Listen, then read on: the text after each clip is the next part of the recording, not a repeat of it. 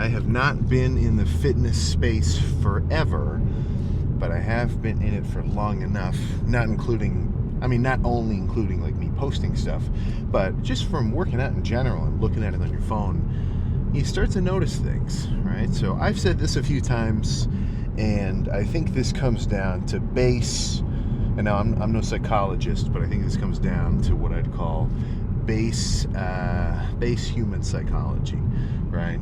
That which is abundant becomes less desirable. That which is scarce becomes more interesting, right? You don't like how your parents' furniture choice, you want to change it up. Maybe someone's parents were very like rustic, southern, and then, you're the kid, you grew up there, now you're a full-grown adult, you get your own house, you might be going more modern, right? And then maybe you like your grandparents' house because theirs was more modern in like a retro way, because your parents made theirs more rustic because your grandparents' house looked like that and they wanted to change it up. A little bit like things like that, right? Like how some things come in and out of fashion, right? I'm sure if you're I guess I don't know if anybody watching this video is, but if you're like on the streets of New York, you're a legitimate fashion designer, then you know all sorts of like, okay, this is in, this is out, this is coming back all the way from the 2000s and now it's back in, stuff like that. So with the gym, what I notice, at least in terms of, this is concealed within the bubble of anybody trying to like make bodybuilder style progress. Maybe not just competitor bodybuilder, but if you're lifting because you want to get bigger, then you're basically being a bodybuilder, right? To all, maybe not to the same extent as a total competitive pro, but the end goal is similar. It's just maybe to a different level, right? So let's go way back. Let's go way back in time. Arnold era. So that was coming out of anywhere beyond that, I'm not so well versed. But Arnold, golden era, everybody's pretty much freaky, but they still look relatively normal, right? You look at Arnold, you look at all the Lou Ferrignos and pumping iron. They get their clothes on, they're all eating dinner. It's like, hell, that's a big ass group of dudes. But it's not insane, right? So whatever changed going forward into that mass monster, Yates, Marcus Rule, Kevin Levrone, Cutler, Ronnie Coleman, right? Whoa, we're used to this, and now there's this? Oh my God, holy shit, insane. To the point that they were, it's not like guys now, like a Bumstead isn't like a headlining celebrity. Not the same as like a movie star, but super crazy well known. But back then, like kids were saying they wanted to grow up and be Ronnie Coleman, and Jay Cutler, like they're superheroes, like they were WWE stars, like that was the shit.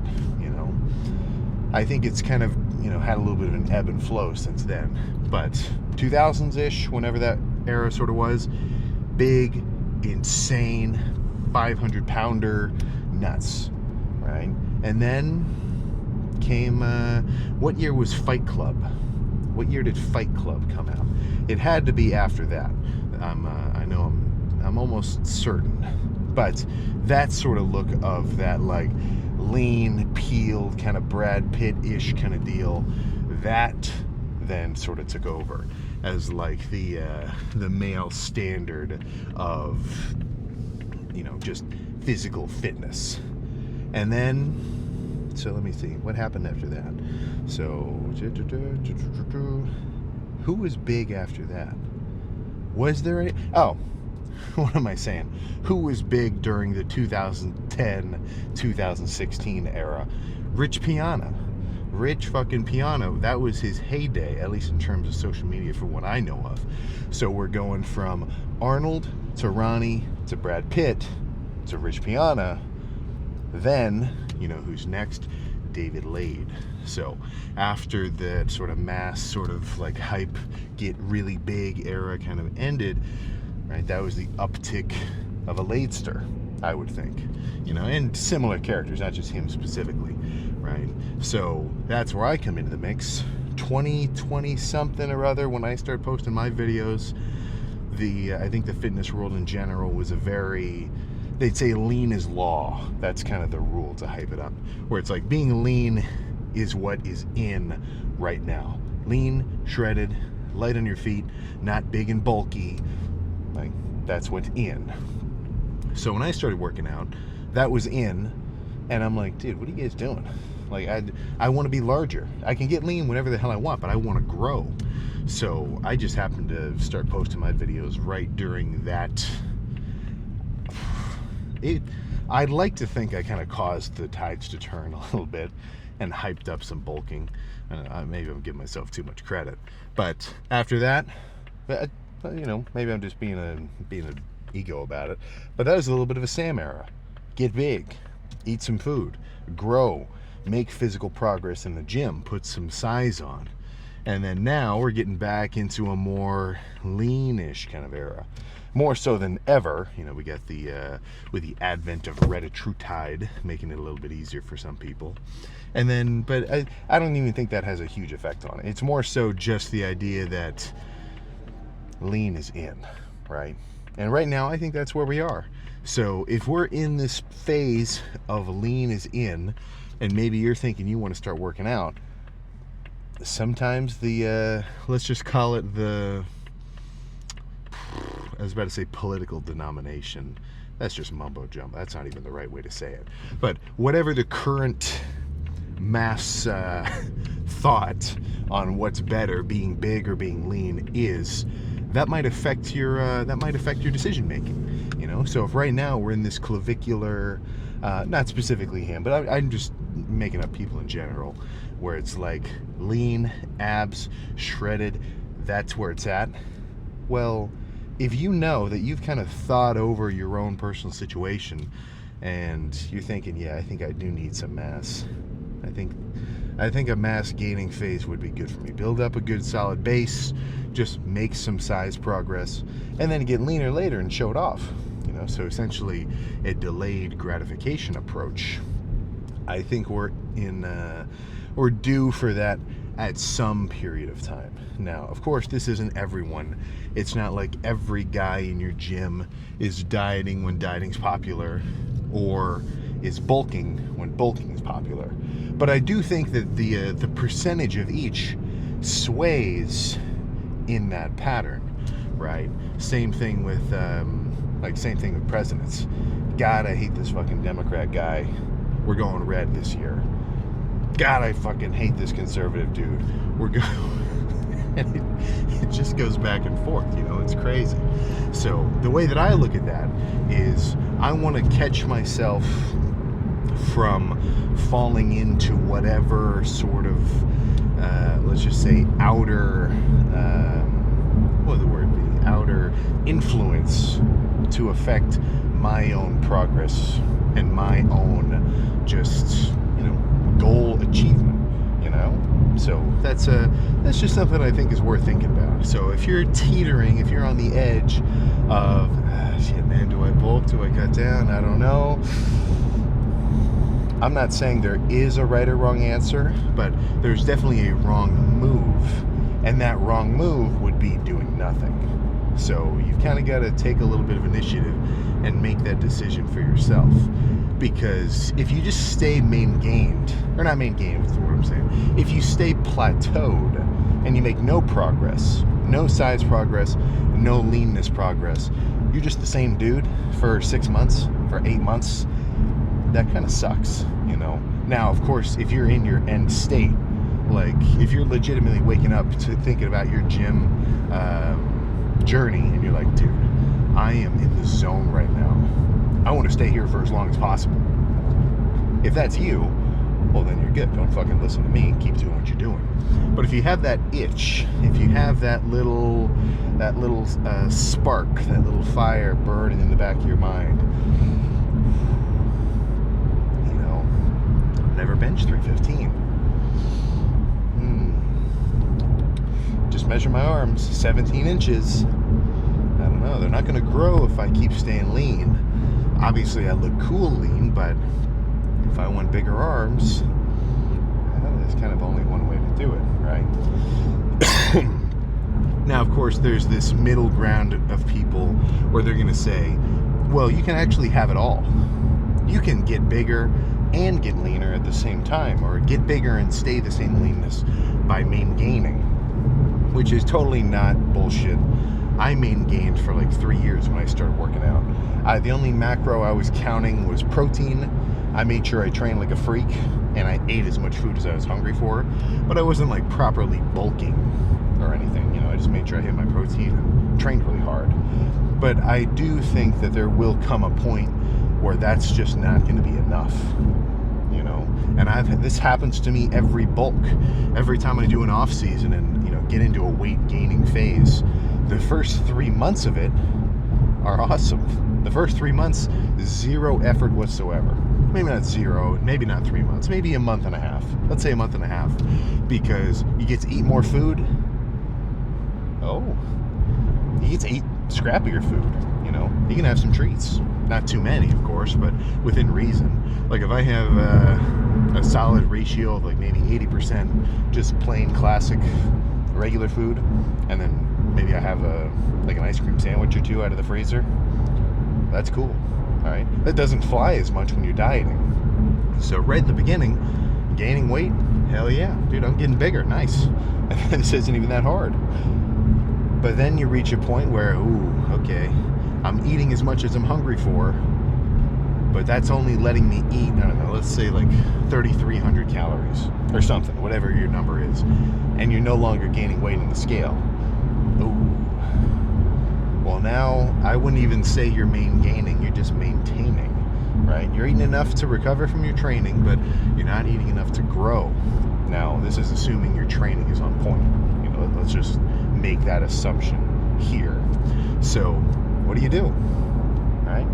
So that's my main point. Obviously, I've got a lot of clippable moments where I'm talking like, you know, if I eat this many calories of donuts, I'm gonna get lean, or, you know, whatever. Those are hypotheticals. Those are just argumentative examples to highlight the importance of macro tracking and calorie counting for your body weight.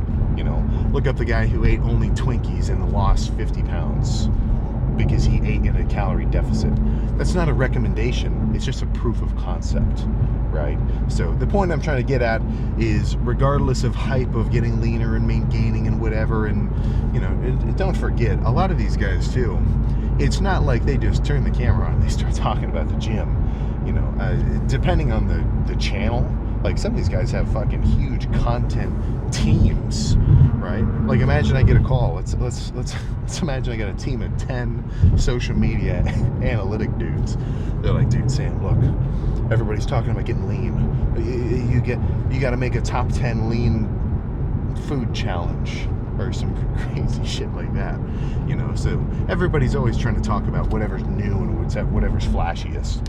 But anybody who's been lifting for a long time, I'm talking like, I'm not saying 3 years, I mean 10, 20, 30 even. If you could chime in the comments, I would actually really appreciate that, just to hear your value on sticking to the basics, right? Just sticking to the same shit that has been working and will continue to work. Jumping on the treadmill, breaking a sweat, eating a bit cleaner, eating less, eating more, you know, to gain size. And then apart from that, regardless of diet, up, down, maintain, whatever, just the importance of going hard, right? The guy who just comes in and trains like a freak and has awesome effort, and he's really putting himself out there, and he's present every training session, he will make progress. And he doesn't need to do 10 different new mega mass machines every back day or every quad day. And I'm not saying any machine is bad, I'm just saying, like, you know, sometimes we're losing the forest for the tree. Sometimes we're losing the big picture, focusing on the minute detail. And don't forget, I think the gym is pretty collaborative. You know, as much as everybody's got a certain back and forth opinion on this, that, or the other, if we all kind of think about it, apart from just our own like human incentive to be right all the time, what do we all want? gains, you're goddamn right. So sometimes just try not to lose track of the big picture. So what's your big picture? What do you want out of the next 6 months?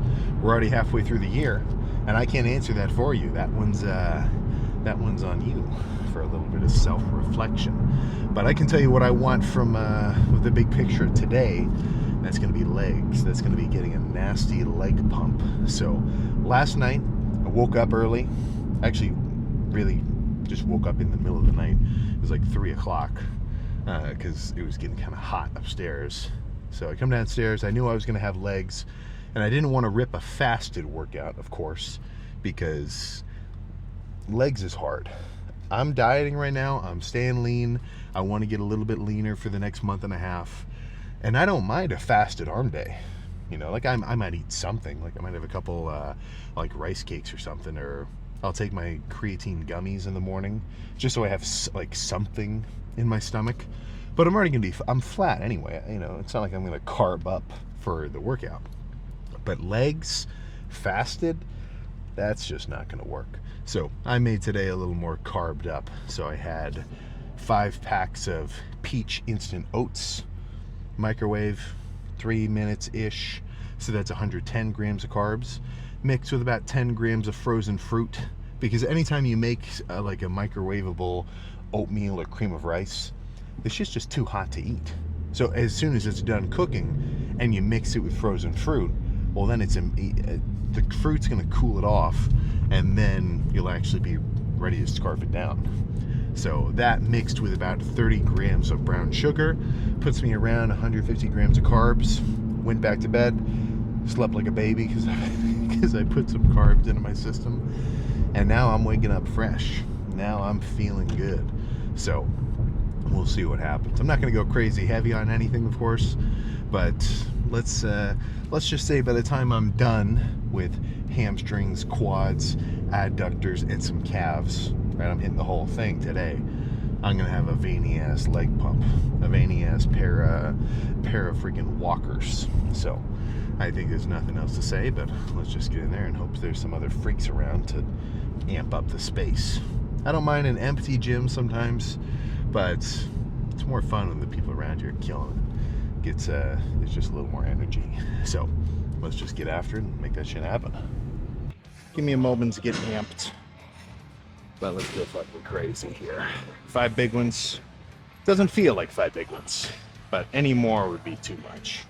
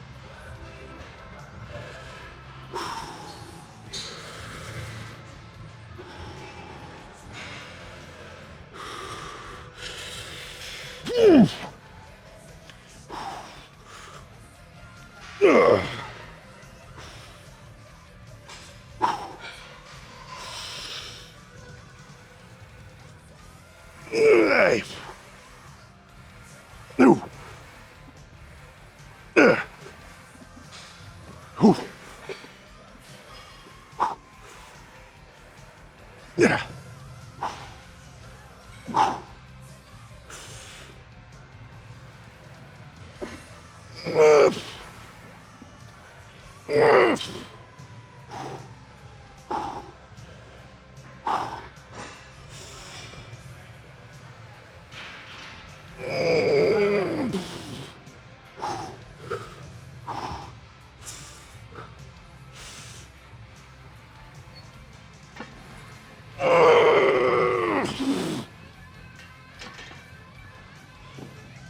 Woo.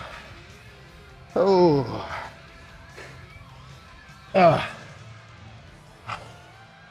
Let's move on. So, a lady brought her 2 dogs. Cutest things I've ever seen in my life. And it was fucking hard to even get serious. We're just chilling. But let's move on. Awesome opener. Holy shit. Okay. That set of Smith squats obliterated my hamstrings. I warmed them up, but they didn't get like fully worked. So they're fucking cooked. But this leg press, this is pretty quad biased. There's not a lot of hamstring involvement. Some leg presses there are. So, nothing else to say but to get real.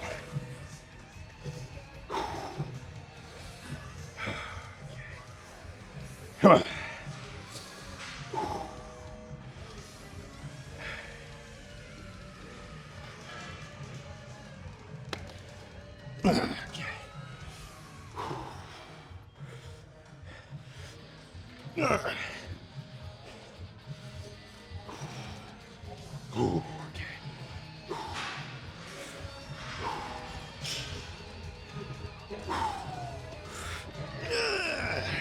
Yeah.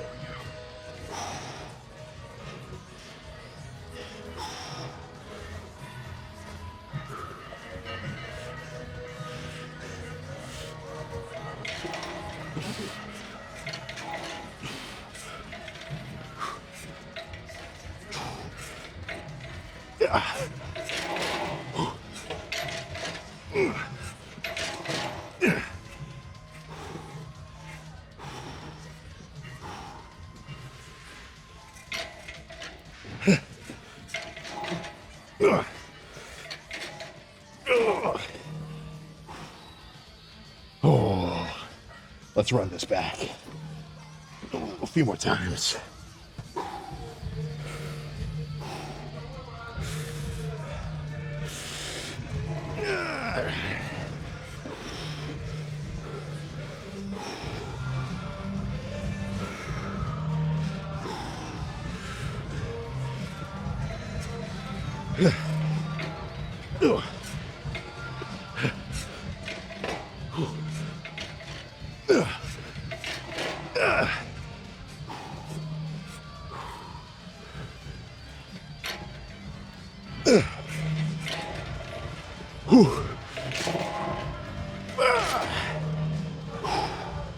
Ooh, shit.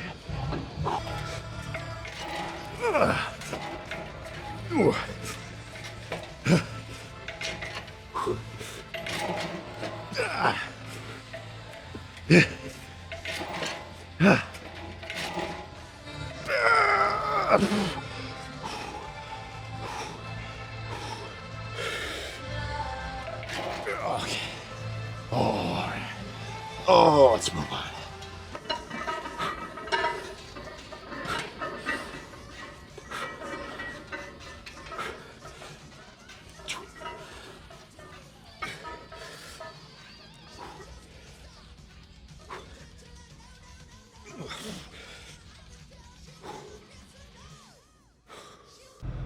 There we go. All right. Yeah, so kind of a quick little workout. Why the hell didn't everything get recorded? Well, I'll tell you why. Got a little bit thrown off track because they did they were putting in a air conditioning upgrade. So they wanted to clear out everybody from that section that I was in. Right when I did that last set of leg press, that section was getting that worked on, like overhead for the AC unit. So I got one more sneaky set of that leg press in. So that was what? Smith squats, 1, 2, 3 of the leg press, 4-ish. Went to the back room, and then me and this one dude were kind of chatting, working in with each other on the big ass pendulum leg press. I got one set. That was a light set, but that actually felt really good because at the bottom, I kind of used the momentum of the weight to put more force into my quads. And I actually really felt my quads firing on that leg press way more than normal. I was telling him normally I do like, you know, fucking, I don't know, like 8 plates or something on that leg press. And I get a ton of quads, but I end up working a lot of glutes and hamstrings a little bit inadvertently. So I think one of my biggest takeaways today was do light leg press on that machine in particular. And then just sat on the adductor machine, squeezing my legs together for sets of 10 for about 7-ish, kind of just playing on my phone in between. And there was no hamstrings. There was no hamstrings. And I'll tell you why. It's because after that that first set of Smith squats, which was like, that was big, that was not nothing, my hamstrings were just completely cooked. So I think, I don't know, I don't want to say that threw the workout off, because honestly I think that set of Smith squats almost set the bar and made the workout.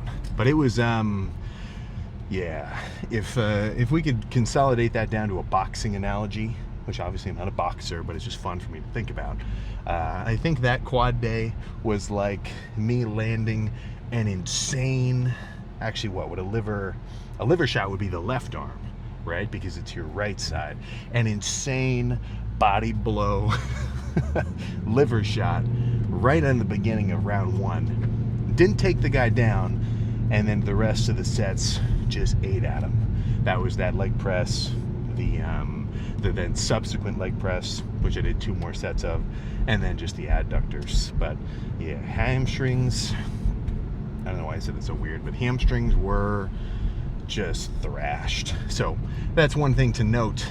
Your hamstrings get involved with pressing. So when it comes to a really heavy quad session, I think sometimes it might actually make sense to back off on your hamstring volume, because they're going to get worked during the pressing, right? So if I did hamstrings first today, maybe I would do 3 sets or 4 sets of curls or something, and then by jumping onto heavy pressing, those heavy presses would add hamstring stimulation. But sometimes I don't like that, you know? Like, I don't like back and biceps, even though the back workout would add bicep stimulation. I just want to hit my biceps on their own. I don't want to kind of combine the two. So that's where I'm just a little bit picky. But yeah, that was a good lift. And the pump was not looked at. Didn't look at the pump today. Partially because usually I want to look at it after quads, and I had already finished quads by the time I moved on to adductors, so it's like, where'd the pump go? But you know, you don't have to look at every pump. It doesn't hurt, but you don't have to look at every pump. And this is kind of a throwback to like before working out on video, like way back when I first started really beefing up in college. But I think I went about 4 months with no pose downs at all. I'd come into the gym and I felt I guess I felt like my own smaller version of Dorian Yates, because I came in long sleeve shirt, pants, no matter what, hot, cold, raining, snowing, long sleeve, long everything, totally covered, because I didn't want to see myself gaining weight. This is the first bulk, or this is one of the first bulks. I wanted to be shocked at the end of it. I wanted the substantial change to be noticeable, right? It's like if you see a tree grow every day, well, you don't fucking notice it growing. But if you visit the same place 10 years later after you planted it, holy shit, how'd this thing get so big? You know, that was kind of my headspace at the time. So when you're dieting, not a terrible approach. You definitely want to see yourself get leaner, though, as just kind of confirmation that what you're doing is working, because the mirror really is a tool to help you judge that. But if you stuck to a legitimate deficit for 2 months and you tried not to look at yourself too much in the mirror, apart from, like, you know, when you shower or whatever, then in the gym, it would feel like a really substantial change. But you'd have to really be watching the scale so that the scale could tell you, like, all right, you're down from 200 to 195. Hell yeah. You're down from 195 to 190, 190 to 185, you know, whatever like that. But yeah, that was a good lift. That's and those squats felt really good. I think I think having some more carbs this morning really took my quad day up a notch. I was just telling that guy in there too, who I was talking to during the leg press sets, that when I'm dieting, I'll hit a fasted workout. Like it doesn't really bother me. But fasted legs, that's not going to work. That's not doable. Fasted arms can be done. I think fasted chest can be done, even back. But legs, fuck. I gotta eat something, you know. So that's kind of been my little kick. But yeah, I think every leg day will now contain a pre-workout meal as well, like a kind of substantial one, at least like 2 hours prior. But yeah, plan for the rest of this summer. So what? It's coming up to the middle of July now. I'm not texting. I'm looking at the maps. I got to stop at the post office. But rest of the summer, getting into August, September, I want to be peeled by the end of August. I think that's what I'm aiming for. I'm talking shredded like a freak end of August, and then I'm going to start reintroducing some more carbs. So I want to do that very slowly. I know I'm kind of repeating myself, so if you've tuned into these lifts a lot, then this does sound a little bit repetitive. But for those who don't know and are like, Sam, what the hell are you going to do this year? Here's my plan, right? Get a little bit leaner. Excuse me. Get a bit leaner until the end of August-ish, somewhere around then. Just because I kind of like being lean right now. And it doesn't hurt for me to have a little bit of a longer period of relatively lighter training, not hurting myself, you know, whatever random tweaks and pulls and scar tissue I've got built up can kind of get a little bit of a break. And then, let's say my baseline calories ends at 2,600. You know, let's say I'm eating 2,600 super consistent, and that gets me to a peeled 230, maybe a 230, you know, 230, 231 end of August. Then what I'm going to do after that is I'm going to up my calories by 100 calories per upping. So I'm going to go from that 2,600, 2,700, whatever I'm eating, up to 2,800. Stay at 2,800, super consistent. Don't go over, don't go under. Really consistent 2,800 for a week, for 2 weeks, for whatever. And then up it to 2,900. And then 3,000, 3,100, 200. But only go up by 100 calorie increments. So how that differs from my previous gaining phases is I don't want to overeat. In the last few years, I have had zero problem overeating. Sure, you put on some more body fat, but who gives a shit? You're bulking. That's the logic. So this is going to be the first time that I'm going to be extremely specific with my gaining phase. So my logic, which I think most people would agree with this, would be by increasing my calories very slowly and extremely steadily, then I just want to be in a constant state of enough of a surplus that I can grow and over recover and come back into the gym bigger and stronger on a weekly basis, but not eat so much that I put on undue body fat for no reason. And if it's anything like this last prep, then what I'm also hoping is that I'll be able to eat more food and gain weight over a longer period of time. So instead of 4 months, oh dude, I can't eat anymore, I'm done, I physically just cannot put on any more size. By going much slower and steadier, I'm thinking I'll be able to gain for longer at a just steady pace and push the envelope size-wise while maintaining a leaner base, is the logic, you know. So I think that's a good approach. But that's all just kind of in my head, right? Since I have yet to do it, it's just up in the air, you know, it's whatever. You've got to actually do it to see what happens. And not only that, but you also get better at, making a little bit of adjustments. So we can all talk and we can all go back and forth between, oh, you should bulk or you should cut or you should this and that and whatever. But honestly, it makes me a little bit discouraged when I watch videos of anybody, or not videos, but basically just comment threads or what they call it, a stitch on TikTok, where you take someone's video and then you stitch yourself reacting to their video. And it's it's so much jargon. It's so much just he said, logic, hypothetical. Hypotheticals will only get you so far, right? A hypothetical bulk will be absolutely perfect, and you'll eat perfectly a hypothetical cut even more. Like, dude, I'm gonna get shredded, peeled. I'm gonna stick to my deficit every day. I'm gonna do an hour of cardio. Yeah, man, we can come up with that shit in our minds, and everything will be perfect, and we'll have no problems, and there will be absolutely zero hiccups in the plan. But that's a fairy tale land. You know, that's a dream. It's fugazi, it's fuguzi. Yeah, I was trying to do a whistle sound like the movie. You know what I'm saying? It's nothing, right? It's just talk. So that's one thing which I think will never change, is the fact that talk will always be talk, and action will end up speaking much louder, right? So we can all talk about, like, hey man, you know, should I main gain? Should I bulk? Should I cut? Should I whatever? I don't know. But you should do something. You should do something. That's my point. Which isn't really, I mean, is that really a point? That's kind of just basic logic, you know?